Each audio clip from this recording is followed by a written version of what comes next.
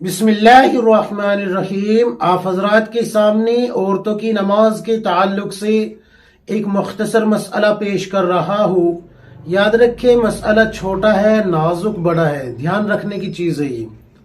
एक खातून है जिसने पूछा है कि मुफ्ती साहब, अगर नमाज की हालत में दुपट्टा सर से सरक जाए या फिर सीना खुल जाए या बाल जो है पीछे के नजर आने लगे जो कि गुद्दी से नीचे तक लटके हुए होते हैं,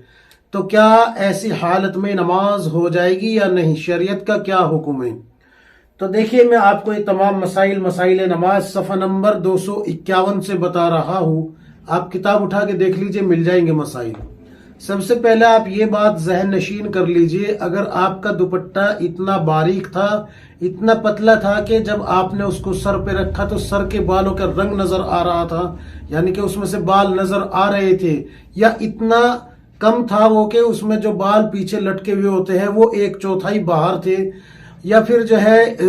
आपने कवर कर रखा था बालों को उसमें, लेकिन सीना जो है उसमें नजर आ रहा था, जैसे कि अमूमन बारीक कपड़े में नजर आ जाता है, तो फिर तो आपकी नमाज ही शुरू नहीं हुई। आपको उस दुपट्टे को बदल कर ही नमाज पढ़ना पड़ेगी, उसमें आपकी नमाज नहीं होगी। लेकिन अगर कोई दुपट्टा ऐसा था जैसे कि भारी चादर वगैरह होती है और आपने उसको ले रखा था, अच्छे से अपने आप को कवर कर रखा था, बालों को भी कवर कर रखा था, सीने को भी कवर कर रखा था, और उसके बाद फिर नमाज के लिए आप खड़ी हो जाती है और कोई हवा का झोंका आए और एकदम से वो दुपट्टा खिसक जाए, आपका सीने से खिसक जाए या सर से खिसक जाए,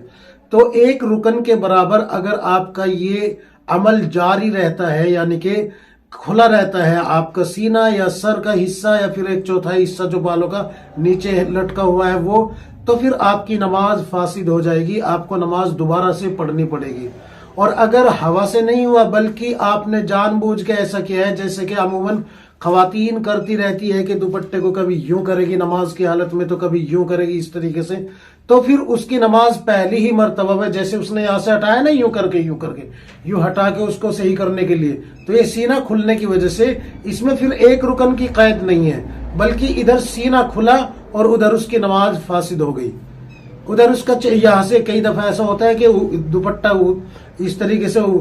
खोलती है और वो बाल खुल जाते हैं या पीछे से बाल खुल जाते हैं, उसको सही से कवर करने के चक्कर में वो अपनी नमाज फासिद कर बैठती है। याद रखें, अगर ऐसा आप खुद के अमल से कर रही है तो फिर इसमें एक रुकन की कैद नहीं है, फौरन जैसे ही आपने हटाया वैसे ही आपकी नमाज फासिद हो गई, क्योंकि ये जानबूझ के सतर खोलने में दाखिल होगा। और अगर हवा के जोर से या किसी और वजह से आपका दुपट्टा खिसक जाता है तो एक रुकन के बराबर, एक रुकन मसलन जो है 3 मरतबा सुबहान अल्लाह कहना, इतनी देर अगर आपका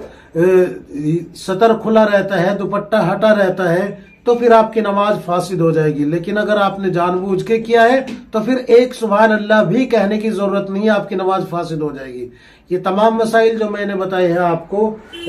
मसाइल नमाज सफ़ा नंबर 251 से बताए। अल्लाह तबारक व तआला हम सबको किताब और सुन्नत के मुताबिक जिंदगी गुजारने की तौफीक अता फरमाए। आमीन या रब्बुल आलमीन।